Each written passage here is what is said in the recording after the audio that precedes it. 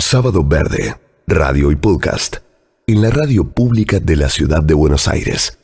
Vamos a incorporar ahora a Domingo Lara, que es biólogo ambiental por la Universidad de Chile, es candidato ahora a concejal por Antofagasta y es experto en desarrollo de tecnologías sustentables.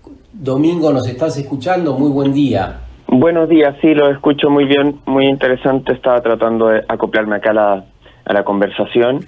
Buenos días.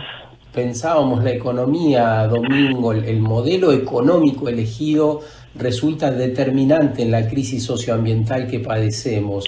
¿Podríamos repasar qué características tuvo en la región y en particular en Chile, buscando semejanzas, buscando también pensarnos regionalmente?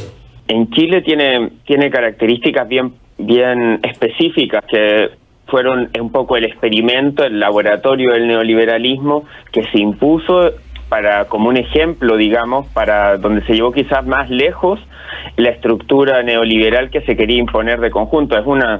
Yo creo que hay que como definición, es una gran contrarrevolución neoliberal que se instala. Bueno, yo soy además militante del Partido de Trabajadores Revolucionarios, que es el partido hermano del Partido de Trabajadores Socialistas allá en Argentina, para que me ubiquen en las coordenadas también un poco. Creo que es importante, yo soy biólogo ambiental, además hago clases en liceo, en la universidad, y para partir hay que entenderlo como una contrarrevolución neoliberal donde fue un golpe de Estado cívico-militar que impuso el saqueo de los recursos naturales de forma totalmente abierta y descarada. O sea, en Chile, para dar algún ejemplo, quizás lo más vistoso y conocido es el Código de Agua que se instaló, en donde se privatizó el agua de conjunto, y no solamente se privatizó de cualquier forma, sino que se privatizó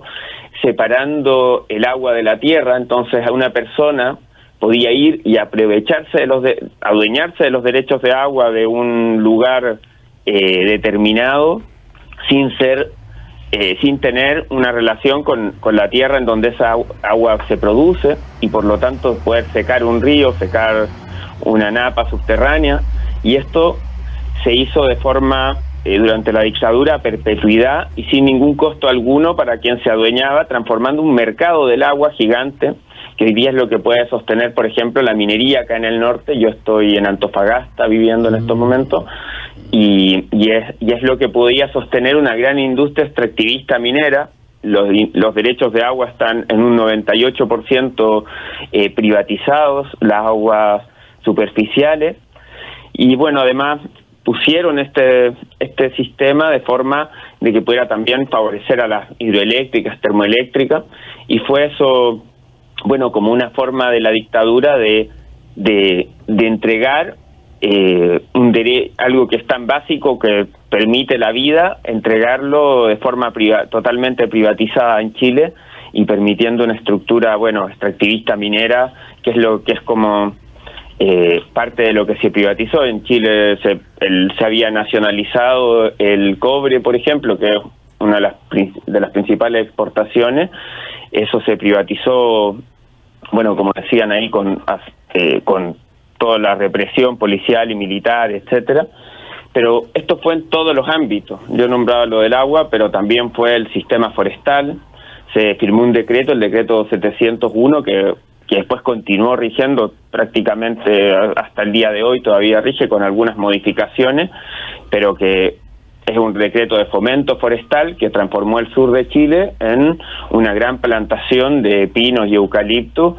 Pasamos, el año 75 habían 390.000 hectáreas plantadas de pino, y pasamos a 1.326.700 al año 89.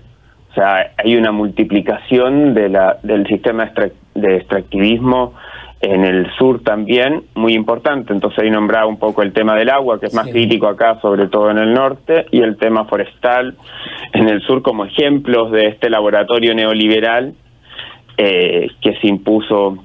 Y así puedo nombrar ejemplos del sector pesquero. Si quieren podemos ir repasándolos, pero yo creo que esto que ocurrió en Chile es algo que que es como donde llegó más lejos el sistema neoliberal en muchas cosas. Estás escuchando a Domingo Lara desde Chile, que nos está contando qué pasó con la dictadura cívico-militar ahí y con problemas concretos en el agua, la minería, la pesca, la implantación de pinos y eucaliptus, el extractivismo en general, que aún en la actualidad se sigue desarrollando más o menos con las mismas características. Está en la conversación también Andrés Napoli. No sé si querés hacer algún comentario o una pregunta, Andrés. Adelante. Buenos días, ¿cómo estás, Domingo? Un gusto poder dialogar también contigo. Días. Muy interesante lo que planteás. El modelo siempre, uno cuando mira el modelo chileno, por supuesto, es como el gran modelo de las dictaduras, ¿no es cierto? Pero algo que sorprende muchísimo es el modelo del agua, de gestión del agua en Chile, que es absolutamente diferente al resto de América Latina. Y es un modelo que realmente, ojalá, esta nueva constitución que están ahora por llevar adelante pueda cambiar ese modelo. Pero me gustaría específicamente que nos cuentes un poco más cómo es el tema de obtener un permiso para tener una explotación de agua, porque estuve viendo además que los principales tenedores de permisos de agua en Chile son o las hidroeléctricas o las mineras o grandes productores agrícolas, y eso cómo impacta en el resto de la población en un país que tiene grandes superficies de aridez, ¿no? Chile atraviesa una mega sequía, además, muy importante, que no es solamente producto del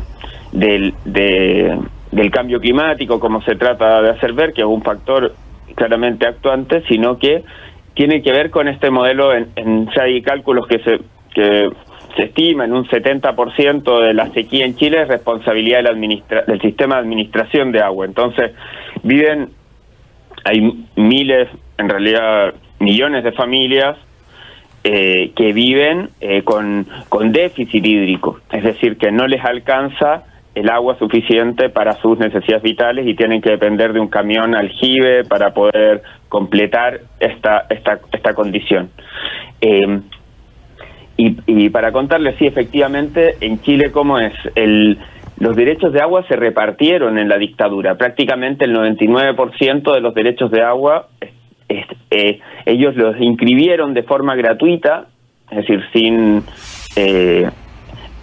con el Estado. Es decir, eso de que acusan, no sé, aquí en Chile de repente se dice que, no sé, la gente de izquierda quiere todo gratis. En realidad los que se llevaron de forma gratuita los derechos de agua fueron estos sectores empresariales que nombras. La agricultura consume más o menos el 70% del agua, y esa proporción en el norte de Chile se la llevan principalmente las mineras. Sobre un 50-60% del agua disponible son ellos los dueños, y ellos, en el fondo, quienes la consumen.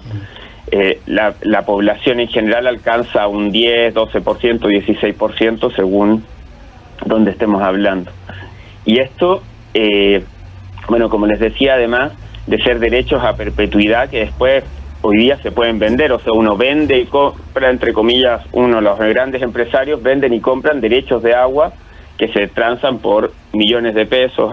Acá nos tendría que difícil traducir las cifras porque son estratosféricas, cifras de derechos de agua que ellos después transan en un mercado del agua en Chile, que está obviamente al alcance solamente de los empresarios. Y todo el servicio sanitario y para las personas comunes y corrientes, bueno, se privatizó también en democracia. En los 90 se termina de privatizar, pero se sentaron las bases en la dictadura. Es decir, la concertación no solamente continuó este sistema, sino que también lo profundizó. Por ejemplo, se sentan las bases del sistema sanitario del agua potable, y se termina de privatizar durante los 90, y incluso con el primer gobierno de Piñera, también, de Frey antes, de Lagos, fueron los gobiernos que terminaron de privatizar el sistema sanitario.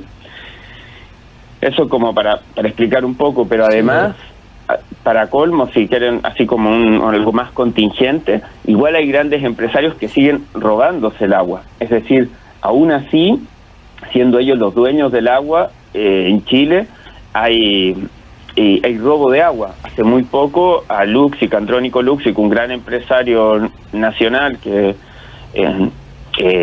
la minería, en el Valle del Elqui, un valle acá del norte que es bastante seco, pero tiene un río importante. Lo descubrieron que estaba robándose el agua de ese valle y pese a ser un mega empresario multimillonario, está dentro de los más millonarios del mundo, digamos, aún así lo descubrieron con robo de agua.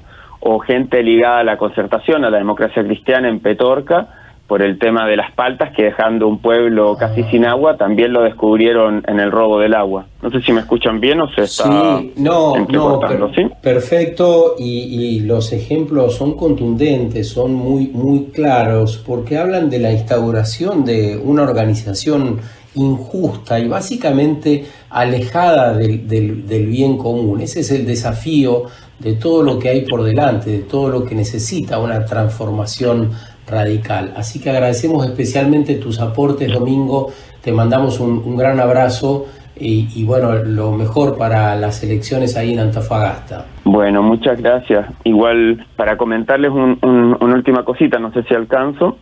Sí, cómo no. Es importante ver que hoy día nosotros, una de las cosas de la campaña, pero que creemos que es más general que solo una campaña, se trata de nacionalizar los recursos naturales nuevamente, recuperarlos, porque hoy día están todos privatizados. Sobre todo hacemos hincapié en el agua, el cobre, el litio, que son recursos naturales muy importantes para el desarrollo en Chile, pero que no sean simplemente de vuelta al Estado, sino creemos que lo deberían gestionar los trabajadores junto con las comunidades para evitar volver que sea un modelo simplemente de extracción y de generar ganancias a costa de la destrucción medioambiental, a costa incluso de las condiciones de vida de las personas. Antofagasta tiene una gran inflación porque llegan muchos recursos con la minería, pero muchísimos más se van y al final ganan un poco más algunos trabajadores, pero terminan viviendo en una ciudad que es más cara al final para todos. Entonces,